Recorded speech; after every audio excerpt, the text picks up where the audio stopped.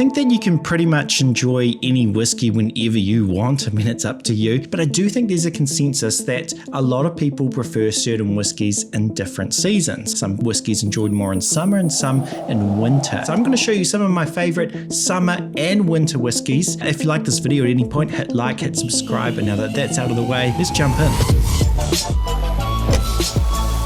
So summer wasn't that long ago for me, so it's pretty fresh in my mind what the whiskies I was going for. These whiskies on this list, it's not like a fixed list, like these are the top summer whiskies ever, because it's completely subjective, and each year I find summer to summer there are different bottles. But generally, what am I looking for? Like, what am I leaning towards in terms of whiskey flavor profiles? Well, generally I'm looking for something a little bit lighter, quite fruity, white fruits generally. You know, it's not too heavy, it's not too smoky, and it's not like too rich. I can have on a hot day. If I want to add some ice to it, I can do that too. So here are some of my top ones.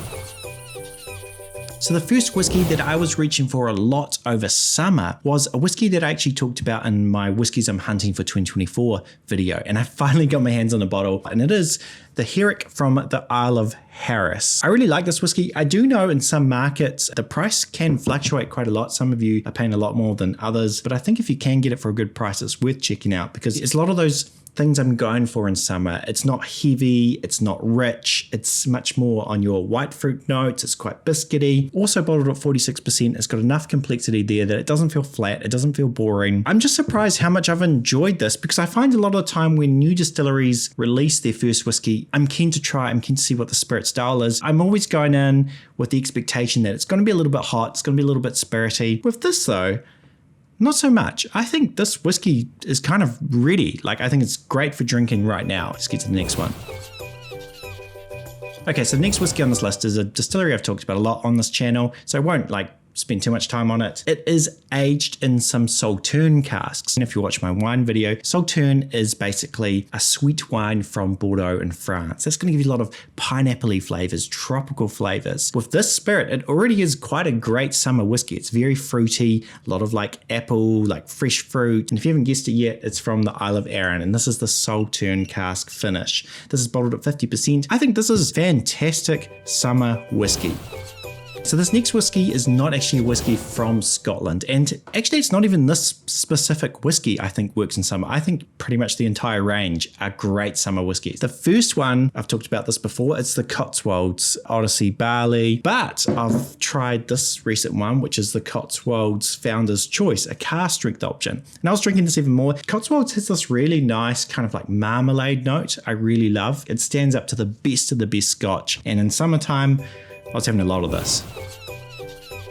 Okay, so my top summer whiskey I've been reaching for is actually almost an entire category, and I mentioned this in my Q&A video, whiskey from India. I think if you haven't explored Indian whiskey yet, you probably should, and especially in summer, I'm always reaching for it. And that's because of the climate there. It's quite a hot climate, and I think most of the whiskeys I've tried from India all have this really nice tropical kind of flavor profile. It's something that you don't really get so much in Scotch. So some of the whiskeys I've been going for, so this one I talked about a long time ago in my Indian whiskey video, and it's the Rampur Double Cask. So it's got this really nice, almost syrupy passion fruit flavor, which I really like. But another one, and this is one that did well on the online Scotch Whisky Awards, I think it's fantastic, the Indri Single Malt. This is their standard release, the 46%. Again, a lot of those tropical notes, papaya, pineapple, mango, great stuff to have in summer. The thing is in summer as well though, I do like to have a lot of cocktails. I like to put cask strength whiskies in cocktails because I find it cuts through a little bit better. And Indri also have a cask strength one. The brands, to be transparent,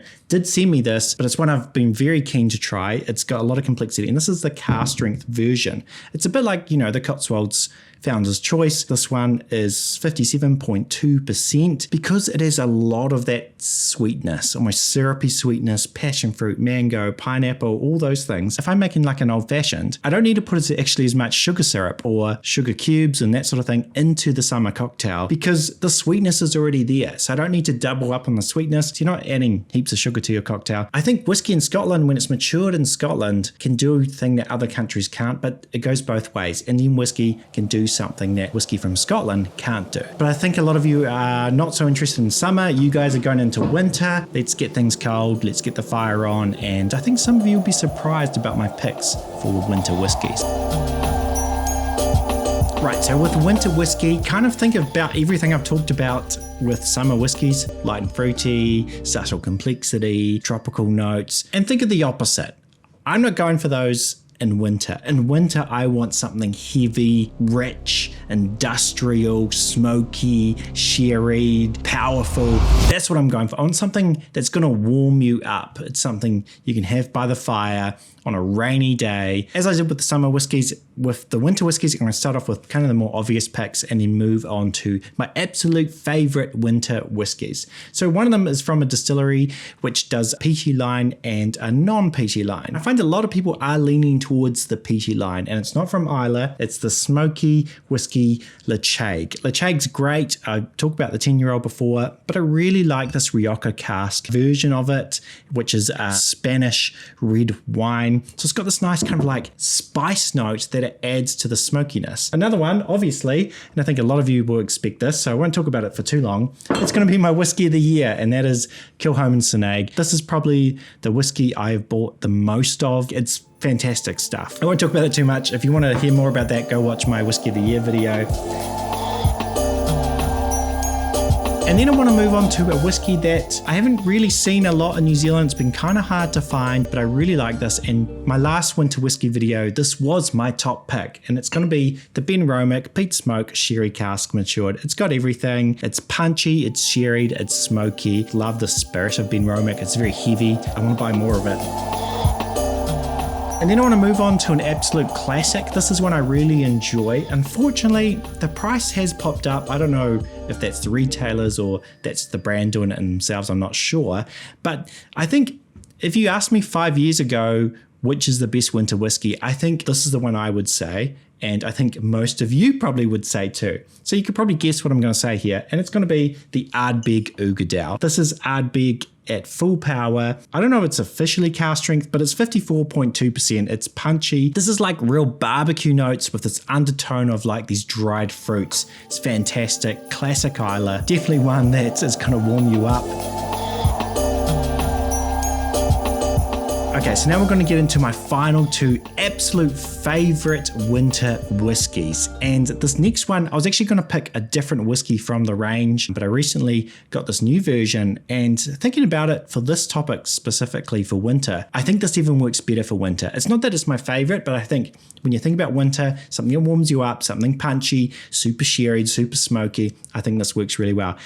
And this one is not from Islay. As I've said before on this channel, I do think this distillery is going to become the giant killer. It's going to stand up to the best of the best Isleys. And if you haven't guessed it yet, it is lag. I've been enjoying a lot of the lag expressions recently, but this one here is the Corrie Cravey. I'm sure I pronounced that wrong, but it's the sherry cask version. You know, it's the same owners as Arran, but they're basically doing the opposite as Arran. It's really cool. So Arran are going light and fruity, and this is like heavy and tense and smoky. And if you watch my stills video, you see why lag is such a heavy whiskey compared to Arran. This one here is more punchy than the Uigeadail. It's 55%. It's full on sherry cask matured. Look, I mean, just look how dark it is. You just can't even see my face. It ticks all the boxes for a great winter whiskey on a rainy, cold day.